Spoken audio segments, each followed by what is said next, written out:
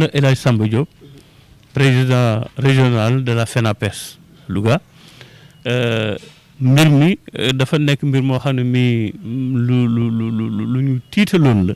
lu doy waar la lu metti la kon ñun en tant que responsable des parents d'élèves bu ñu wooyee ci lu mel nii dañ koy rafetlu parce que dinañu tax KOSP IA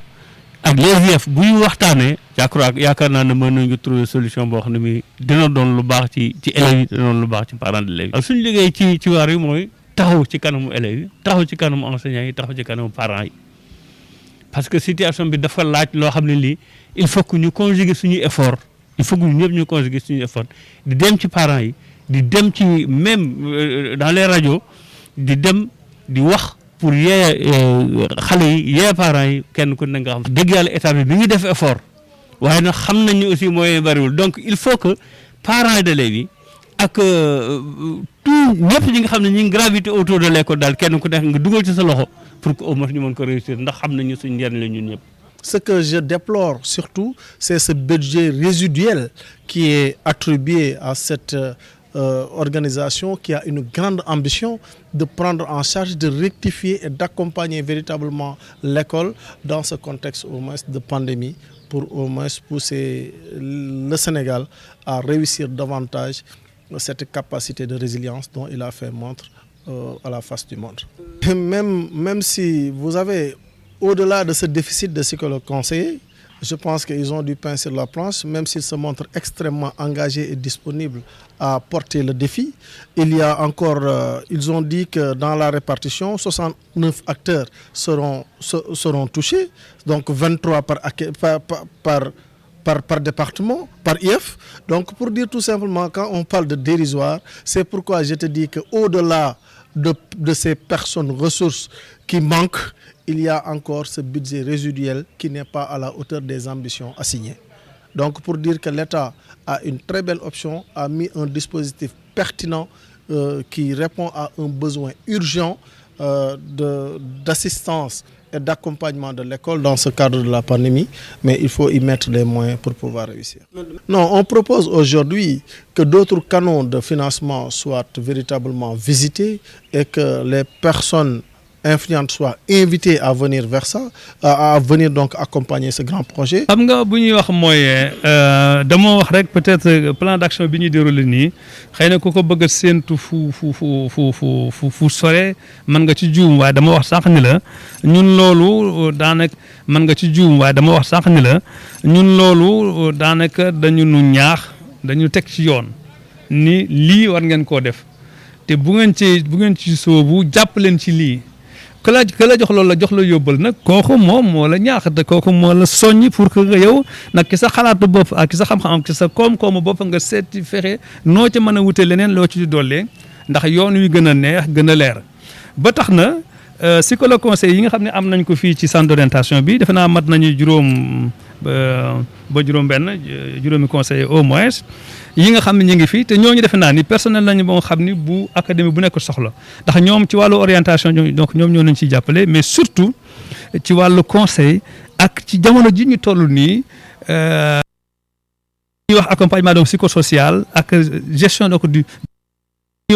donc psychosocial ak gestion donc du stress ci élève ak ci enseignant pour gën a mën a wéyal liggéey boobu mais jàpp naa ni Louga tam moom yàlla may na leen lépp loo xam ne song nañ ko te gis ci yitte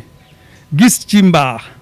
du ñu lésiner ci moyens yi juróom yooyu sax ñeneen dinañ leen fekk si ànd ci ak ñoom ba nga xam ne liggéey bi dinañ ko mën a atteindre dinañ ko gàddu incha allah te dinañ ko dérouler bu soobee yàlla. ñun léeg-léeg dañuy gis xale boo xam ne si dañu koy indil ñu ne dafa feebar mu def rajo def analyse def lépp waaye doo gis moom benn feebar fekk dafa stressé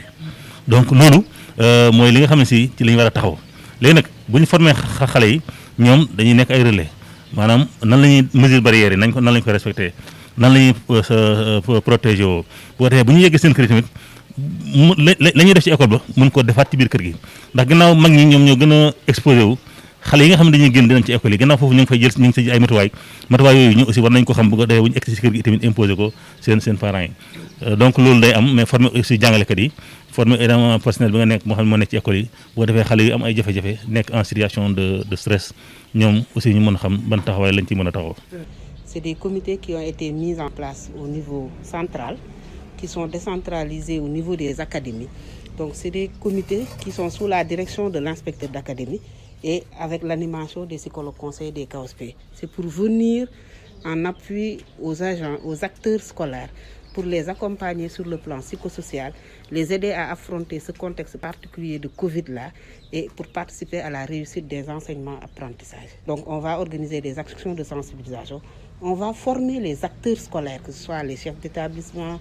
les APE, les CGE, les gouvernements scolaires et même certains membres du personnel enseignant. On va les former à des techniques de gestion de stress, techniques d'écoute active. On va leur expliquer le coronavirus, ce contexte particulier où on va parler de confinement ou autre. Donc, on va former ces gens qui vont encore aller vers les populations scolaires pour dupliquer. Mais on va aussi descendre dans des établissements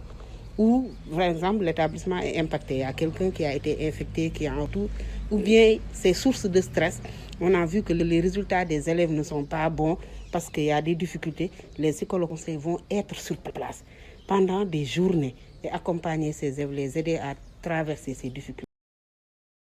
Il y a l'IF de Linguère qui a son représentant, il y a l'IF de Kébémer qui a son représentant et l'IF de Louga. Donc c'est toute la région. Moi, oui, le niveau central vraiment a initié des termes de référence au niveau desquels c'est les mêmes moyens pour l'ensemble des académies. On a des budgets qui ont été alloués pour ça avec des qui ont été définis. On doit faire de la sensibilisation, on doit former, on doit prendre en charge et on doit évaluer. Donc c'est les 4 axes-là que le projet a visé. Et on a le budget des académies, c'est 2